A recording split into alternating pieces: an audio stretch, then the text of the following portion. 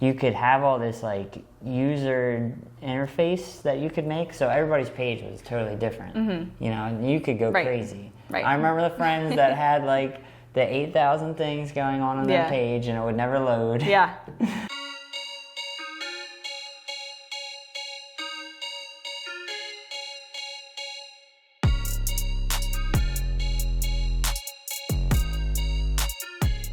So what's going on, everybody? Welcome to another episode of Inside the Lines. My guest this week is Sarah Beth, aka Socially Sarah Beth. And thank you so much for coming out and being on the show. Thanks for having me. Of course, really appreciate it. So the first kind of rule of business that we do is we have to find a page to color. So if we want, we can just kind of like peruse through, and if you see one you like, just stop it, and that'll be our one. Sounds good. But it's all unicorn themed, so be forewarned that there's lots of unicorn magic going on. Okay. So like I said, I like that though. If any of them are just like, I kind of like this one. Yeah? Yeah, I love sloths. Okay, cool. Well, there we go. Yeah. Perfect. So this will be our guy, so we can just kind of dive on in. Very cool. So tell us a little bit about yourself, a little bit about, you know, what you do, all that good stuff. Okay, well, I do a little bit of promotion on the side. I have a lifestyle blog, and that's the Socially Sarah Beth handle. But I also own a social media marketing company called the Boho Marketing Co. Nice. And that helps startups and small businesses in Baltimore and just recently Portland, Oregon. Oh, cool. Get their platforms either going or improve on their platforms, but I'm helping them in that space as well as training their team or coming in and doing it myself. Nice. Yeah. So why Portland? He is like bi-coastal, so he also is in Baltimore, but he's headquartered in Portland, so it's pretty cool. Nice. I haven't been out there yet, but hopefully very soon. Right? I've never been out there either, but I hear good things. Yeah. Nice. So what kind of got that started for you? Like, where did that come from? Yeah. So it's a long story, but I will shorten it. It's okay. But it all kind of stems from actually something that's not super great, which is that my dad passed away. Oh, I'm sorry to hear that. But my dad really, really loved his work, and when he passed, I didn't really, really love my work that I was doing. Yeah. And so that inspired me to kind of chase my dreams and go after what I wanted to really be doing. Of course, at the time, I still wasn't sure what that was. So I was in the field that I was in, and I left it like abruptly, as in like I just quit one day. Wow, that takes a lot of courage. Yeah, well, I kind of did it, and then later was like, what did I just do? But you know, it worked out, obviously. But so in that time frame, I tried a bunch of different career options. So everything from bartending to floral planning for weddings to event planning.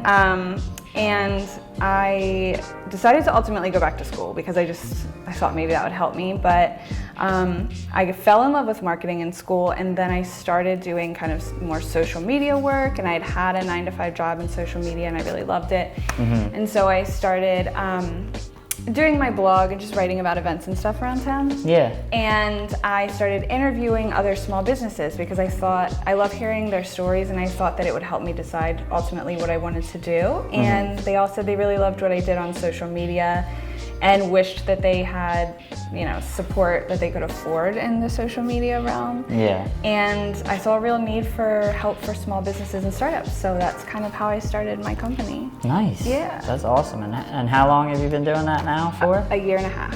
That's awesome. Yeah. That's really cool. But no, so what are like, what are some of the, can you talk any about like some of the people that you're working with, or some of the stuff that you're doing, or things like that? Like, is there anything you can really kind of like talk about a little bit, or is that? So I probably won't name who the people are. Yeah, of course, whatever, you know, that's totally fine. But I have some really cool projects coming up for the holidays. So doing content creation for a really big company near where I live. Okay. So that's going to be really cool. And we're going to be like promoting some of the businesses that are in that location. Nice. So that'll be really neat. And I mean, right now it's like very holiday focused. There is one that I will mention by name. So I just was it last week or 2 weeks ago, trained all of the Maryland Chick-fil-A's on Instagram. Oh, so that was nice. a really big deal. Wow, Yeah. that's big. Yeah, that was really fun. So was it like you were kind of walking them through like stuff to post about and things like that? Yeah, like I just started doing more speaking engagements where I go to different places, and whether it's like training or just speaking about my experience with social media, kind of both, but this particular one was a training, and they just had like some questions, and I really did like more of a conversation. That's my preferred method of speaking, and just kind of opened the floor. I mean, I had a schedule of what I was going to be talking about and like hitting on like essential things, but kind of opened the floor so that they could talk about or ask me whatever they wanted, and I mean, I think they found it helpful, so it was good. No, that's totally awesome. Like, because that is huge. Like, obviously it's Chick-fil-A. Yeah. That's cool. What are some, like, when you're on social media and stuff, like, what are some things you think people are like making mistakes on that you'll see? You're like, I have a list. No, I mean, so one of the things I will say, I don't want to say it's a mistake. I feel bad like saying that, but what I will say is that one of the things that could be improved upon is using every form, like visibility tool that we have available. So using like hashtags and geotags and tagging companies that you're working with so that they can, either reshare or whatever happens with that, but using all of the tools available. So I'll see sometimes people just post and they won't put any hashtags, or they won't put a geotag or something like that. The other thing is responding in emojis only. So I always encourage people to have conversations online that they would have unplugged. So, if you're going to comment, make it a natural sentence, something you'd say to somebody in person, really. You can't be like, smiley face, smiley face. Exactly, smiley face. or just like stand at them smiling, Yeah, it'd right? be really creepy. So I try to encourage more of that. And I mean, I'm a very organic person, so any kind of organic engagement that you can do where you're learning about new companies or you're learning about other things going on in Baltimore and kind of stepping outside of your circle, that's another thing that I recommend too. But those are probably like the most common things. Yeah. No, I find it like, it's remarkable. Like, I actually had a conversation with someone recently, and they said what was very smart and should be very obvious, but even I was like, yeah, that's right. Where he was like, it's not called social media because it's just you putting stuff out there. It's literally called social media. To be social, yeah. And yeah, you have to be the social part. Because I think a lot of people, what I've seen is just like, they just put something online and expect like the world to just get set on fire. And it's just like, sorry, there's a lot of content. A lot, yeah. And you're fighting that battle. Yeah. Where if you're not engaging and you're not talking with people, they're not going to notice it. You know? There is that value. I mean, it's just like real life. There's a value to having conversations and things like that. But on my side of the fence, like that's sort of what I've always noticed is people just not talking, not being social. 100%. Yeah, that connection part of it, that's really, really important. Like forming the connection with people that follow you and responding back and all of that is like part of it, Yeah. No, I agree. I'm sure you've probably like read up on it because I know I've seen some things about it. With Instagram, they're supposedly getting rid of the likes. I knew what you were gonna say. Yes. Yeah. Exactly. My thought is, I'm just curious to see when that's going to happen because I thought it was already supposed to have happened. There's been a lot of talk, like a lot of talk. It's just been talked and talked and talked. Exactly. Yeah, I feel like I'll believe it when I see it at this point. Yeah, me too. Every time I do the update, I'm seriously like, is this going to be the one where I go onto it now and it's going to be gone? So you are looking forward to it happening? I think so because I think it has turned into such a crazy like marketplace of like people buying likes, and I'm sure like you've seen the pod groups and all that stuff, and it's a whole game in that. And it's gotten a lot carried away because, these people who are like the influencers and all that stuff have really taken advantage of, using that to try to make it look like they're doing something that, in my mind, they're really not. Right. Because it's so saturated. Right. And I get it, they're trying to make money. They're influencers. I guess, I don't know how the pay system works for influencers, but I'm assuming it's got something to do with how much business they're driving towards these pages. And if the likes and the comments and the saves and all that are like helping it look like they're doing more and they're getting money out of it, I mean, it's justified somewhat, but I don't think it's helping everyone else because, getting 100, 200 likes isn't really what it once was because it's so many people just racking them up as much as you can. I mean, when you can buy 500 likes online for $7, it sort of cheapens the whole thing. Oh, definitely.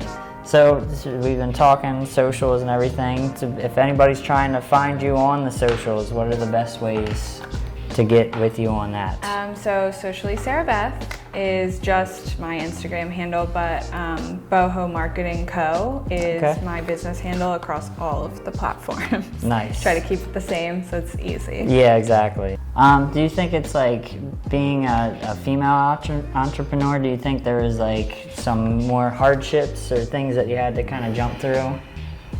Yeah, so I heard somebody speak recently, I think it was earlier this year, where they said like women are always apologizing like for everything that we do, and I feel like sometimes either like we're not taking seriously or we feel like we need to apologize if we're running our business in the way that we need to run our business, where like I feel like for men it's like they can just do it and they don't feel like they have to apologize, it's just who I am. And I think that's harder for women to kind of get into that, and but once you do, it's great. But I think being taken seriously can be difficult sometimes. Other than that though, I think that right now there's a lot of really great opportunities for women, so it's a really good time right now. I would say a few years ago I probably wouldn't have done the same thing. But right now, we have like, there's a lot of grants that we can take advantage of and things like that where, we can really build our company, so that's good. Yeah, no, I mean, I think it's always, it's crazy, how it's the day and age we're at, and it's still so many hurdles to have to jump through being a female, even with just the pay stuff, with the fact that like there can't be the equal pay between people and things like that. It's just astounding. Like, I didn't know it was, I knew it was there, but I didn't know it was as bad as it was. It is bad. Until more recently. My mom actually made this joke the other day. I said something like, gotta go make that dollar or something, like she was asking me what I was doing that day, and she goes, don't you mean 50 cents? And I was like, oh mom, but it was funny. That's like kind of sad, but it's sad but true, unfortunately. But cool, so kind of before we wrap up things here, is there like anything you want to kind of touch on or talk about that I might have missed, or talk about more of stuff with your company or anything? The floor is yours, so to speak. Oh my gosh, that's really nice. So I work out of the ETC, and I'm not sure that I mentioned that, the Emerging Technology Center. Okay, yeah, I've heard of that. It's a co-working space right next to Monument City Brewing. Cool. And that's really cool because you can really bounce ideas off of other entrepreneurs, and you're all kind of in the same boat together, so that's cool. And there's more and more of them popping around the city and the county. And I really, really enjoyed that. And I think it's really great for the city too. The resources that are available now.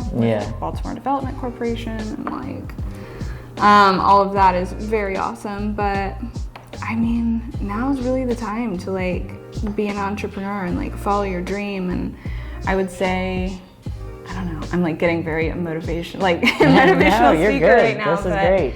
I would just say, you know, if you're not happy, don't settle, like in your company or anything else in your life. But, you know, and we're very fortunate. Now's the time that we can really do whatever it is that we want to do. So I will say, along with that, follow your dreams, but also if you can find a way to work it in to help with the community, I think that makes the whole thing, like, that just makes the whole thing. I don't feel like if you're just going after your own dreams and the community's not tied in there somewhere, I don't feel like you're going to be as fulfilled. Yeah. And it just makes such a difference to help others while you're following your dreams too. So if there's a way that you can do both, hopefully, then I think that makes a huge difference too. So. Well, yeah, I think if you're going into it thinking just dollars, you know, Right. that's always, it's not going to work out very well, Right. unfortunately. Yeah, I don't think you'll be as happy either. I feel like, you know, helping others is like the really big thing that we're missing sometimes. So Oh, for sure. it's important. Yeah. Cool. Well, That's about it though. Awesome. Let me grab this because I totally forgot to. Okay. But I have every episode a nice gift for our guests. Oh, I didn't know that. We'll do this one. So, for being on the show, we gift a random pog. Okay, thank Straight you. out of the I got a 90s. pog. Yes. Wow. Right? Everybody forgot about pogs. I did forget about that. Right? That's but sad. I just have a ton of them at the house. Thank you. And then a nice Two Tony Productions pin. Oh my gosh, thank you so much. Of course. Love it. So thank you so much for being having on me. the show. Thank you. Appreciate it. Yeah, absolutely. Cool. Thanks for watching, everybody, and we'll catch you next week. Bye. Bye.